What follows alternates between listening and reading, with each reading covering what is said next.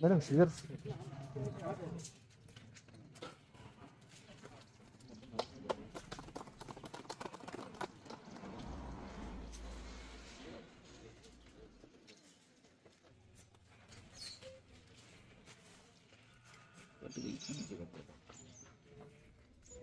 अक्सर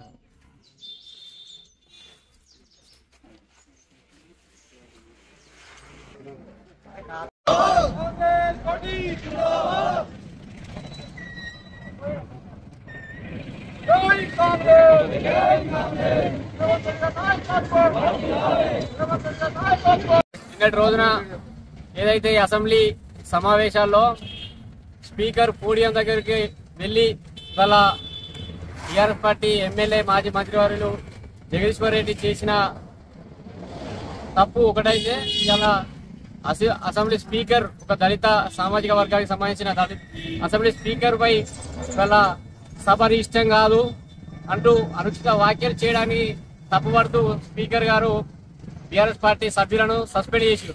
ఇవాళ వాళ్ళు చేసిన తప్పును ఒప్పుకోకుండా ఇవాళ కాంగ్రెస్ ప్రభుత్వమే ఇవాళ కక్షపూర్తిగా సస్పెండ్ చేసిందని ఇలా వాళ్ళు మాట్లాడడాన్ని మేము తీవ్రంగా తప్పుపడతా ఉన్నాం. ఎందుకంటే ఇలా స్పీకర్ గారు ఇలా దళిత సామాజిక వర్గానికి సంబంధించిన వారు కాబట్టి ఇవాళ కావాలని టీఆర్ఎస్ పార్టీ సభ్యులు ఇవాళ దళిత సామాజిక వర్గాన్ని అవమానిస్తున్న తీరు మన కళ్ళ కట్టినట్టుగా కనబడుతుంది.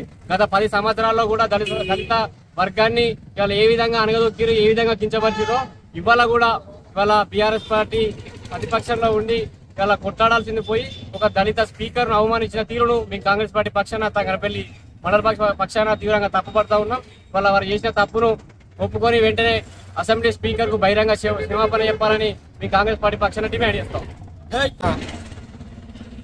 రాష్ట్ర ప్రభుత్వం ప్రజాపాలన అందిస్తున్న తరుణంలో ప్రజల సంక్షేమం కోరి తెలంగాణ రాష్ట్ర బడ్జెట్ పెట్టే సందర్భంలో అసెంబ్లీ సమావేశాలను ఏర్పాటు చేసి రాష్ట్రంలో జరుగుతున్న పరిణామాలను ప్రజలకు ఉద్దేశించాలి, నియోజకవర్గాల అభివృద్ధిపై సమీక్షలు నిర్వహించాలి, దాని మీద అభివృద్ధి మీద మాట్లాడాలని చెప్పి అసెంబ్లీ సమావేశాలు ఏర్పాటు చేసిన సందర్భంలో టీఆర్ఎస్ పార్టీకి సంబంధించిన సీనియర్ నాయకులు, మాజీ మంత్రివర్యులు, ప్రస్తుత ఎమ్మెల్యే జగదీశ్వర్ రెడ్డి గారు ఒక దళిత బిడ్డ అయినటువంటి అసెంబ్లీ స్పీకర్ అయిన గడ్డం ప్రసాద్ గారిని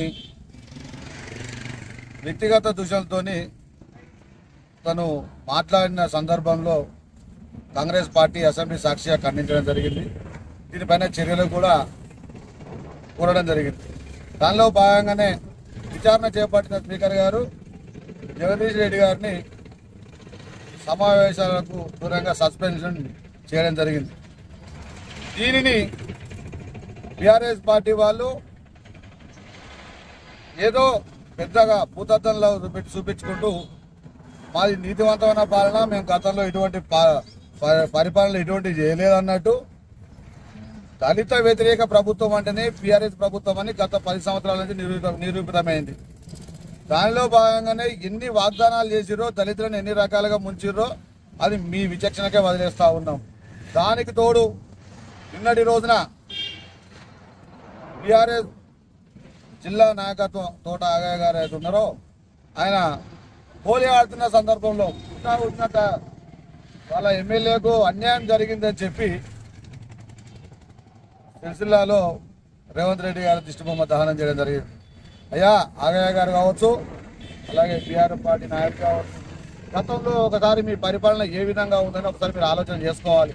చేసిన తప్పులన్నీ మీరే చేసి, చేసిన దోపిడంతా మీరే చేసి దళితులను, బీసీలను, ఎస్టీ వర్గాలను ఎన్నో రకాలుగా అసెంబ్లీ సాక్షిగా మీ నేత అవమానించినప్పుడు మీరందరూ ఎక్కడికి పోయారని చెప్పి సందర్భంగా అడుగుతా ఉన్నాం.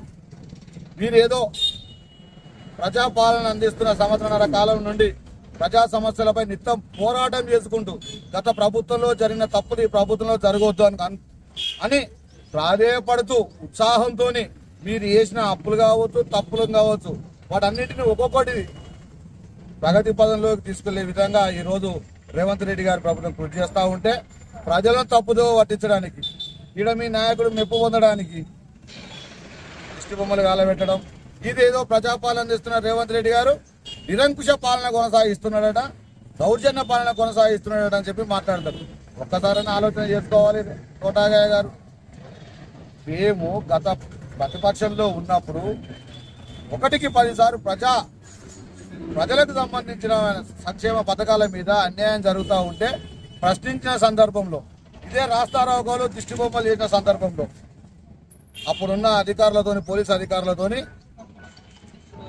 విచక్షణ కోల్పోయి మా దిష్టి బొమ్మలు కాలబెట్టకుండా అరెస్టులు చేయడం దిష్టి బొమ్మలు గుంజుకొని పోవడం ఆ గందరగోళ వాతావరణంలో కాంగ్రెస్ పార్టీ నాయకులను భయప్రాంతాలకు గురి చేసిన సందర్భం ఉండే అది మర్చిపోయినట్టున్నారు. నిన్నటి రోజున ఒకవేళ నిరంకుశ ప్రభుత్వం మీద దౌర్జన్యం పాల్పడినట్టుంటే నిన్నటి రోజున మీరు స్వేచ్ఛాయుత వాతావరణంలో మీరు దిష్టి బొమ్మ కాలబెట్టేది ఉండేవాళ్ళ అని చెప్పి మీరు ఒకసారి అవగతం చేసుకోవాలి. ఇంకొకసారి ప్రజాపాలన అందిస్తున్న నాయకులకు అండగా నిలబడండి. లేనిపోని తప్పుడు కూతలు కూతుకుంటూ తప్పుడు వార్తల కథనాలు ప్రజల అందించే దిశగా మీరు ప్రయత్నాలు చేస్తే ఎక్కడికక్కడ తిప్పి కొడతాం. ప్రజాక్షేత్రంలో కూడా మేము మీ తప్పులను చూపిస్తూ మీకు ఎక్కడికక్కడ ఎండగొడతామని చెప్పి సందర్భంగా హెచ్చరిస్తా ఉన్నాం. జై కాంగ్రెస్, రేవంత్ రెడ్డి గారి నాయకత్వం.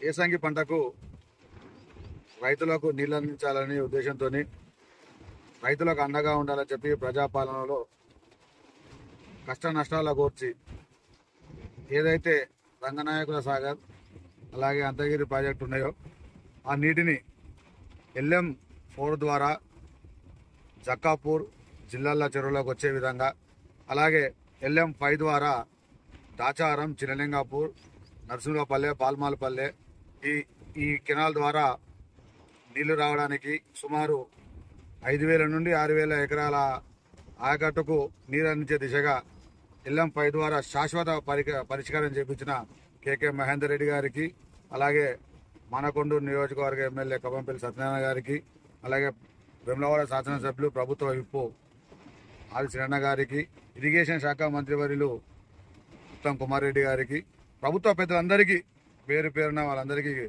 కృతజ్ఞతలు తెలియజేస్తూ అలాగే ఏదైతే ల్యాండ్ యాక్విజిషన్ ద్వారా గత ప్రభుత్వంలో రైతులకు ఇవ్వలేని సందర్భం ఉండే వాళ్ళందరితో ఇప్పుడు KK మహేందర్ రెడ్డి గారు అలాగే ప్రభుత్వ పెద్దలు మాట్లాడి తప్పకుండా నూతన కెనాల్ను ఇదే ఏర్పాటు చేసి ఏదైతే LM11/6 ద్వారా లక్ష్మీపురం వరకు చేరుకునే విధంగా అక్కడ శాశ్వత పరిష్కారం దిశగా కెనాల్ను పూర్తి చేయడానికి ప్రతిపాదనలు కూడా తీసుకోవడం జరిగింది. దీని నుండి రైతులందరి సహాయ సహకారాలు కూడా అంతా ఉన్నాయి. ఏదైతే LM4 ద్వారా రైతులు నీళ్లు తీసుకోవాలని చెప్పి పోరాటం చేసి జిల్లాల రామచంద్రాపూర్ ముఖ్యంగా చినలింగాపూర్ నరసింహపల్లె బాల్మాలపల్లె రైతులు ఆర్నిషలు సుమారు ఒక నెల రోజుల క్రితం నుండి ఈ ప్రాంతంలో పర్యటిస్తూ వాళ్ళకి నీళ్లు రావాలని చెప్పి కాలువలు నిత్యం పర్యవేక్షణ చేస్తున్న క్రమంలో ఇరిగేషన్ శాఖ వాళ్ళు కావచ్చు అలాగే కొంతమంది ఎన్ని తప్పుడు విధానాలతోని ఈ ప్రభుత్వాన్ని ఇరుకున పెట్టాలని చూసే కొంతమంది సంబంధించిన నాయకులు మన రైతుల మీద కేసులు పెట్టించడం జరిగింది. ఆ కేసుల గురించి కూడా ప్రభుత్వ పెద్దలతో మాట్లాడి రైతుల మీద కేసులు తీసేయాల్సిందిగా కేకే మహేందర్ రెడ్డి గారు కోరడం జరిగింది. దాన్ని లోక్ అదాలత్ ద్వారా తీసేయడం జరుగుతుంది. ప్రజాప్రభుత్వంలో ప్రజలకు మంచి జరగాలని చెప్పి ఎటువంటి విషయానికి కూడా వెనుకడుగు వేయబోమని చెప్పి మరొకసారి కాంగ్రెస్ పార్టీ కార్యకర్తలు నిరూపించిన సందర్భాన్ని మేమందరం కొనియాడుతూ ఉన్నాం. తప్పకుండా వారి మీద ఉన్న కేసులు ఏవైతే ఉన్నాయో వాటన్నింటినీ వెనుక తీసుకునే విధంగా లోక్ అదాలత్ ద్వారా ప్రభుత్వ పెద్దలు దాన్ని తీసేయిస్తారని చెప్పి సందర్భంగా కోరుతూ మరొకసారి ప్రత్యేకించి LM5 ద్వారా 4 ద్వారా శాశ్వత ప్రాతిపదికన కెనాలను ఏర్పాటు చేయడానికి నీటిపారుదల శాఖ ద్వారా కోరిన మహేందర్ రెడ్డి గారికి మేమందరం మరొకసారి కృతజ్ఞతలు తెలియజేస్తా ఉన్నాం.